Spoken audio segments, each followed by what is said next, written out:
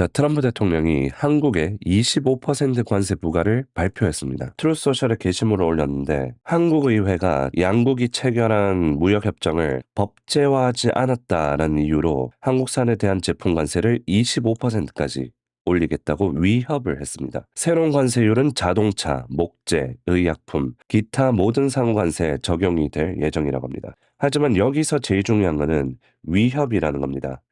아직 한국 측에 의하면 공식적으로 관세 인상 통보를 받지는 않았다라고 합니다. 그래서 트럼프 대통령이 이번에 발표가 동맹국들과의 무역 긴장을 고조시키려고 하는 행보를 보여주는데 이번에 한국에 대한 관세 인상이 예외적인 조치는 아니라는 거죠. 예를 들어보면 최근에 캐나다가 중국과 무역 협정을 체결할 경우 100% 관세를 부과하겠다고 위협을 했습니다.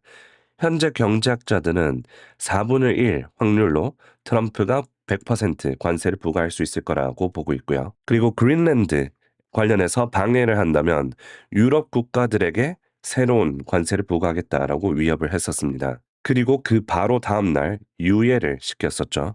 이란과 거래하는 국가들에게 관세를 부과하겠다라고 밝혔기도 했고요. 그래서 올해 들어서면서 벌써 4건의 관세 위협이 있었습니다. 트럼프 관세 심리에 대한 대법원의 날짜는 2월 20일로 연기되어 있고요. 그래서 이번에도 트럼프의 타코가 나오는지 확인을 해볼 수 있습니다. 아마 높은 확률로 나올 가능성이 있을 것 같아요. 자, 이번 주는 블록버스터 같은 시장 변동성을 예상해 볼 수 있죠. 아니나 다를까 월요일부터 거시경제 이슈부터 개별 섹터들까지 큰 움직임이 있었습니다. 그래서 오늘 또 놓치면 안 될 5가지 이슈들이 있는데 하나하나 설명을 해드리겠습니다. 우선 이번 주 정부 셧다운 가능성이 급등했습니다. 이번 주말 사이 또 이민 단속 과정에서 사망한 미국 시민이 생겼습니다. 이번에 트럼프가 상당히 이례적이고 동정적으로 어조의 변화가 있었다고 합니다. 시위대의 분노를 달래기 위한 전략적인 어조로 해석이 되고요. 그래서 트럼프 행정부가 현재 지지율이 바닥을 치고 있다고 합니다. 42%대라고 하는데 특히 이민 추방 관련해서 미국 시민들의 50%가 트럼프의 이민 세관 단속국 아이스가 너무 지나치다라는 여론조사가 있다고 합니다. 그래서 민주당 척 슈머 원내대표가 아이스에 대한 통제가 있을 때까지 예산안을 통과시키지 않겠다라고 얘기를 하면서 정부 셧다운 가능성이 80%까지 올라갔었죠. Real Clear Politics 설문조사에 따르면 현재 트럼프의 지지율이 42%대 머무르고 있고 거의 바이든 때보다 더 낮다고 합니다. 자, 정부 셧다운 이슈 있었고요. 그리고 중소기업들에서 대형주로 순환매되는 큰 움직임이 있었습니다. 지난주 인텔 실적 발표 이후로 중소기업에서 대형주 순환이 더 빠르게 일어나고 있고요. 인텔 실적 발표가 부진하게 나오고 단 이틀 만에 20% 넘게 떨어지면서 이제 기대감만으로는 주가가 버틸 수 없다라는 것을 시사했습니다. 따라서 오늘 중소기업들이 타격을 입었는데요. 우주방산, 로켓랩 9%, 양자 아이온큐 8%, 원자력, 오클로 6%, 데이터센터, 아이렌 7%등 크게 오늘 중소기업들이 하락을 했습니다. 그래서 당분간은 실적이 증명되는 종목 위주로 순환이 될 것을 대비해야 될 수 있습니다. 그리고 세 번째로 트럼프 행정부가 히토류 회사, USAR 회사를 인수 계약 체결을 했습니다. 오늘 미국 상무부에서 USAR 히토류 회사와 구속력이 없는 계약을 체결했는데요.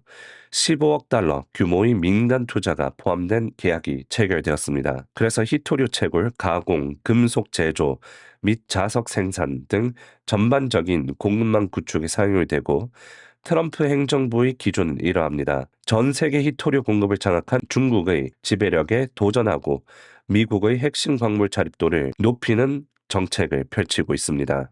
그래서 요점은 이러합니다. 트럼프 행정부에서 계속해서 민간 부문 회사들과 협력과 투자를 올해도 이어가고 있다는 것을 확인해 볼 수 있습니다. 그리고 네 번째로 금과 은 1979년 이후로 가장 큰 랠리를 이어가고 있다고 합니다. 이렇게 랠리를 이어가고 있는 이유는 4가지로 나눠 볼 수 있습니다. 첫 번째, 안전자산 선호 심리가 엄청납니다.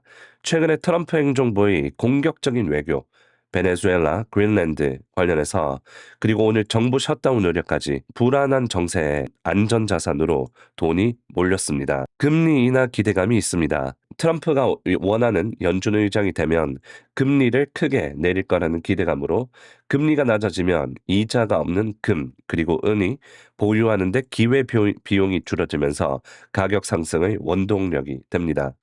세 번째로 은에 대한 산업 수요가 폭증하고 있다고 합니다. 은은 안전자산 성격도 있지만 산업재로서 수요가 폭발하고 있다고 합니다. AI 데이터 센터, 태양광 패널, 전기차, 우주선 등 이 첨단 산업에 은이 필수적으로 들어가는데 공급이 수요를 따라가지 못하면서 금보다 더 가파르게 상승을 하고 있습니다. 그리고 네 번째로 심리적 저항선 돌파, 이 포모 심리로 특히 중국에서 개인 투자자들이 매수 심리가 엄청나다고 합니다.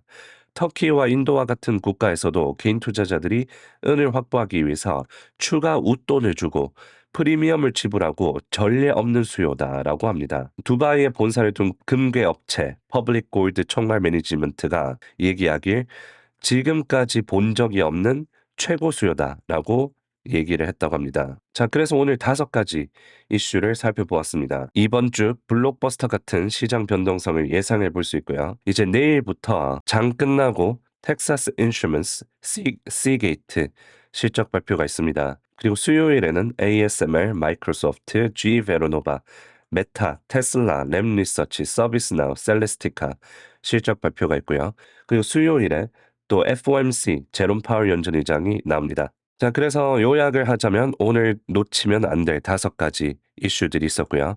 이번 주말 정부 셧다운 가능성이 급등했고 중소기업에서 대형주로 순환매가 이어지고 있고 트럼프 행정부가 히토류 회사를 인수하고 있고 금은 1979년 이후로 가장 큰 랠리 이어나고 있고 트럼프 대통령 한국 관세 25% 인상 위협을 했습니다. 자, 그러면 오늘 영상은 여기서 마치겠습니다. 내일 장시작하기 전에 또 실시간 방송에서 뵙겠습니다.